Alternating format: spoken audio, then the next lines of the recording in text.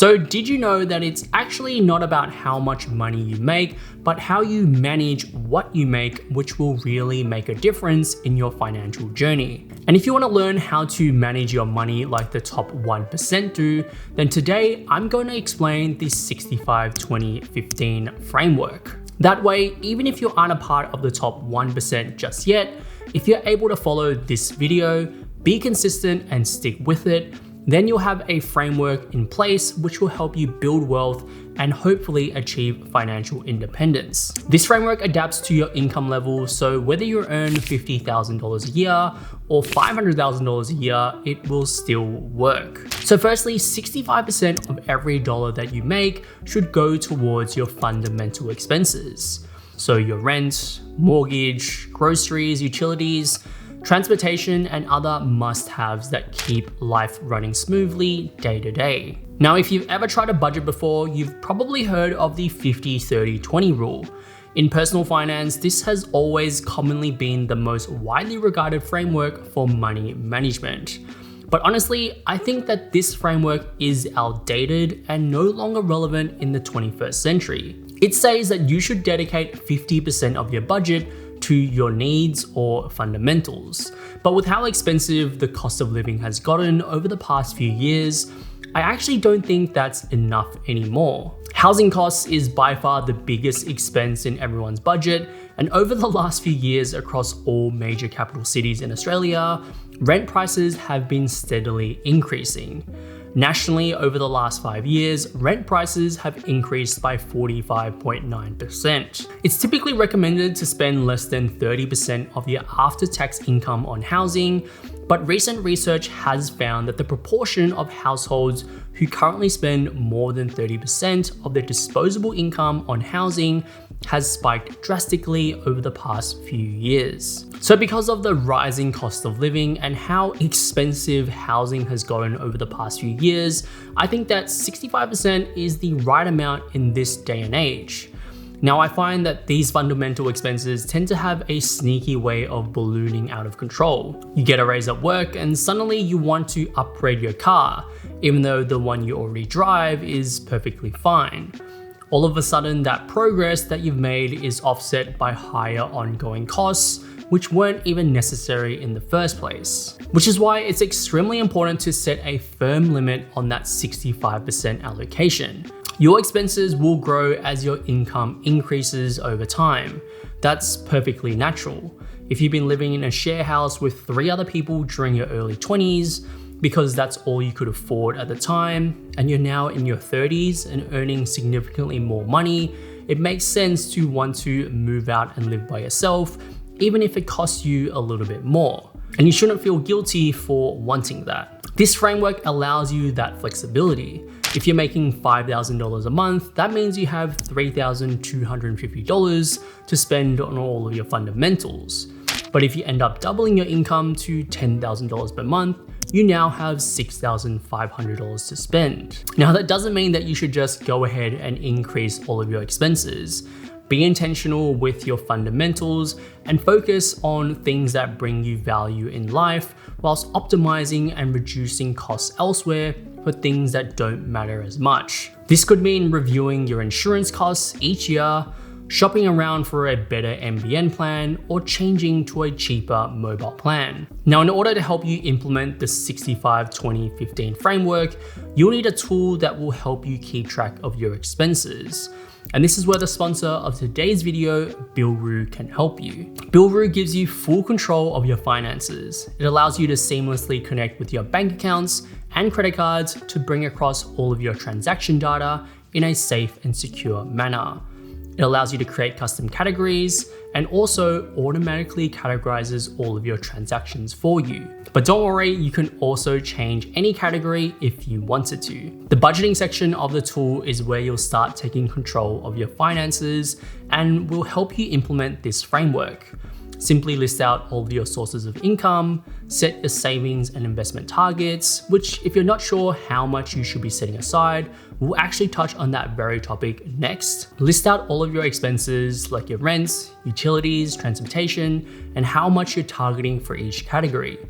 Once everything is set up, the tool will help you keep track of how you're tracking each month and you can even see across each expense category whether you're tracking above or below budget. The insights that Billroo will give you into your finances will help you assess your expenses so that you can see what can be optimized. They've also recently came out with a brand new app so you can manage your budget and finances on the go. You can try out Billroo for free for 14 days to test out all of the features, after which it will cost you $7.99 per month or $74.99 if you pay for an annual subscription upfront. Links will be down in the description, or feel free to scan the QR code on the screen. Thanks again to Billroo for sponsoring today's video. Next, the 15% in the 65-20-15 framework says that for every dollar you make, you should allocate at least 15% for your future self. This is where long-term financial security really begins. And you're doing this for two very important reasons. Reason number one is for peace of mind. Picture this, you're going about your day when suddenly you get into a car accident. Now, without an emergency fund, you're not just stressed about the accident itself, you're also panicking about how you're going to pay for that $1,000 excess payment. That's how quickly it can spiral and derail with your finances. But not if you've been setting aside 15% of every dollar you earn for your future self into an emergency fund. And you can start small. Aim to build up 1 month's worth of fundamental expenses first. Think of this as your first line of defense against life's unexpected surprises. Once you've hit that first milestone, work your way up to 3 to 6 months worth of essential expenses. That's the point where real peace of mind kicks in. Knowing that if you lose your job or face any major setback, you're covered and you've got time to sort things out. And it means you won't have to rely on credit cards or going into debt just to stay afloat. Reason number two is to start making your money working for you. This is so that you can begin to build assets and real wealth. Because real wealth is built by owning assets. The wealthiest people in the world don't make their wealth from their job, they make their wealth from their assets. And the earlier you start building your assets, the better. For example, if you invested $10,000 at the age of 25 with a 7% annual return, by age 65, you'll have approximately $150,000. But if you wait until 35 to invest the same amount, you only have around $75,000 at 65. Half the amount despite only a 10-year delay. This simple example proves a vital point, that time is your biggest ally in investing. By starting early, you can take advantage of the snowball effect where your earnings generate even more earnings. And the best part, you don't need to invest huge sums. Investing a little bit consistently goes a long way. Delaying your investments doesn't just cost you growth, it costs you purchasing power. Inflation erodes the value of your money sitting in your savings account. Without investing, your money loses the battle against rising prices over time. So where do you start? Well, you have a few options. First, when it comes to investing into stocks, you really have two options. The first option is through your superannuation.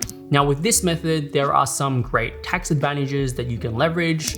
The downside is that the earliest that you can access your super without any fees will be when you're 60 and only if you're retired. Now, if you've already been working for some time now, then chances are you already are invested into the stock market because your employer is required to make contributions towards your super. Option number two is to actually invest through a brokerage account.